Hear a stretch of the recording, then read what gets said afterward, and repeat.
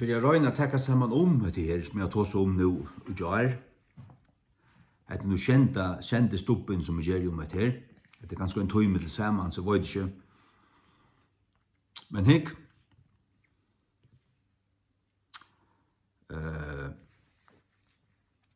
Jeg tror det kan være så at ta et menneske blir frelst, at ui tøy kampen som tar kan være et eller annet som manifesterer seg.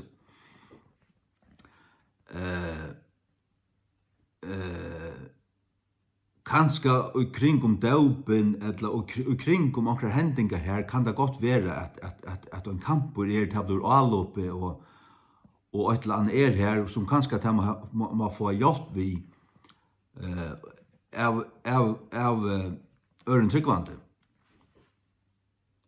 Men det her at ta i at mennesker blevet tryggvande, og heilig anden bor i tog til vask og Jesu blod i tess likame tempel heilig andans. Likame tempel heilig andans. Sagt du, så falskene, de rønner gjør alt så rævlig innviklet. Ja, men du skal vite at det er ande, sal og likam, og det kan være akkurat i sykene, det kan være akkurat likam, men tess ande allikevel. Røyner, her bor heilig anden. Nei, skriften sier at likame tempel. Og et tempel et hus, her som en ande bor ui. Så hvis du et likam tempel heilig andans, så bor heilig anden her, viser ut at det et rum og øyne for en menneske, til en ande et bygge ui. Her som du besetter, så bor han her. Her du Guds anda, så bor han her. Og til til plosset som skapt ut her til Guds anda. Og til en egen ande så vi så inne av eller her øysene. Til du hever tøyn anda, menneskene anda, og så kommer Guds ande og bor sammen vi. Sjálvur anden vittnar vi ande okkara, at vi Guds barn, stendur i Romerbrevet 8. Så hatt så. Nå så at at mennesker blevet frelst, og til frelst og vittnesboren, og til endurfødt, så trykker jeg ikke på nekran et eller annet nekastan. Hverskje så eller så. Det kan være avloppet, det kan være en kampor, men ta det hentan løvan som gonger om. Hun gonger om, så gonger hun utanfyr til. Og løyder etter hva hun kan gløypa, så du skal passe på til løven og til Satan. Han ikke ut her. Men hessen kamperen kan opplevast ut her. Så du, her måneden. Du opplever kampen ut til en anda, og til en ande ut her, og hele anden ut her. Men du ikke ytler andar ut her hvis du frelstur. Så sier jeg bare som Arild Edvardsen, så kunne bare pakka det høyla alt sammen, så nytta det ikke til negv. Og som Arild Edvardsen også sier at hvis ta i det gammeldags evangeliske møtene var, ta et menneske var ordentlig frelst, virkelig flott ur myskene til ljøs, så var det en nødvendig skapninger, og det var forløst, og det var en frujan, gleden vittnesbord, og djevelen var så lengt fra tog som han kunne være. Men til at man der kan sitte en sånn merkelig blanding først anna, til for mer lyser bare til at det okkurs ravruskande gale vi båanene, og tog Jesus man båar.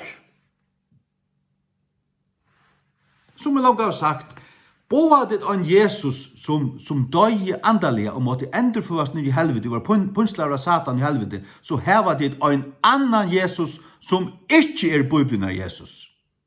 Båa det han, så her var det en annan gledebåskap, og til en annan Jesus, og til å få en annan anda. Så er ikke ondalt at annakvart menneske er et eller annet der, som har rekast ut og i endalesa banar, møte, reker hver en øron. Og hva sier jeg om slukt? At det sataniska kulter.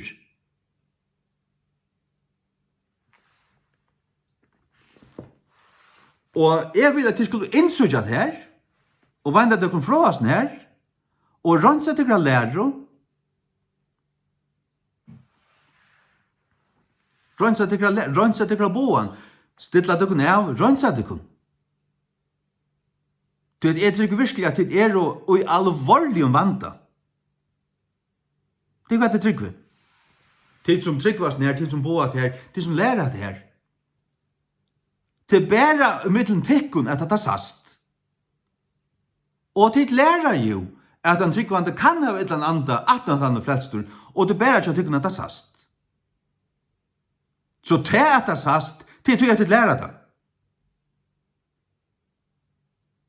Høyde ditt se og lærst og boa, hin sanna Jesus Krist, ta fullgjørda fullkomna frelseverket, og ta løysande fullkomna kraften i hans blaue, ta endurfødda, nudja menneska, og menneskene fingo hetta inn uise, og stod i tog trunne, så ble det sterk, så Guds ande sterkur, og de har et vøyvirke og i andan om seg. Det er sterk.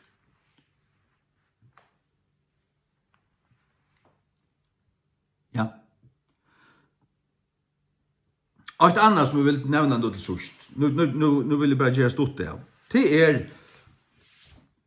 at jeg har sagt vær brennande gakk fram i andan, så vil ongar floer setast av til, og ta ikke floer setast av til, så stendet det i prætkaren tudjo.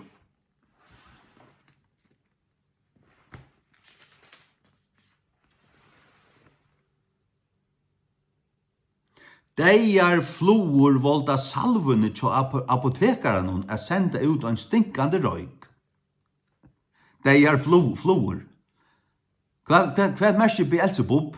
Det merker kongeren i floen.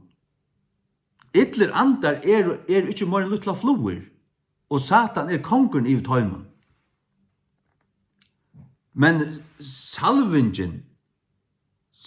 til apotekaren, det er det som ikke vil salva vi i høtten. Her skal onga deia floer vi ui, heldig ikke livande floer. Sjåvand ikke. Men det som vil si at jeg har sagt at er du brennande, så vil det halda seg vekk, du vet det.